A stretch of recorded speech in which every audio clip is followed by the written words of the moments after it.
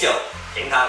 准备食材：新鲜的莲酒、新鲜的莲子、新鲜的百合、新鲜的芡实，还有一点干的枸杞。现在把百合处理一下，头尾切掉，再把叶子掰出来，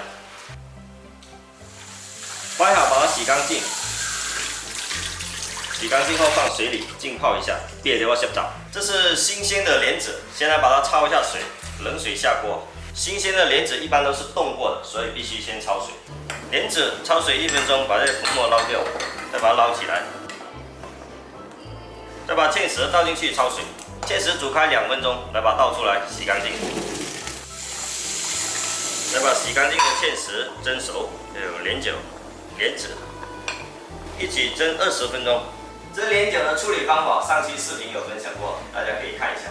芡实让它蒸，这边来煮一点糖油，烧一锅水，下一点糖，甜度根据个人接受程度添加。爱食有点就落来搞，买个点咱就慢做。煮开后把百合放进去，百合先泡一下水，可能要洗澡，夹起来，口感又好。这新鲜的百合非常容易熟的，煮5分钟就可以了。芡实也蒸了20分钟，熟了，把它们倒进去一起煮，煮开就可以吃了。这种做法做出来的甜汤，它的口感非常的轻，清口，糖水袂落。出锅前撒上枸杞即可，搞定，清清的。哇，要热天时来我家个全够辣椒的。无甜汤不成宴，芡实莲酒甜汤，清甜爽口。端午节快到了，甜汤赶紧做起来。哇，清清的，可以写刷出来。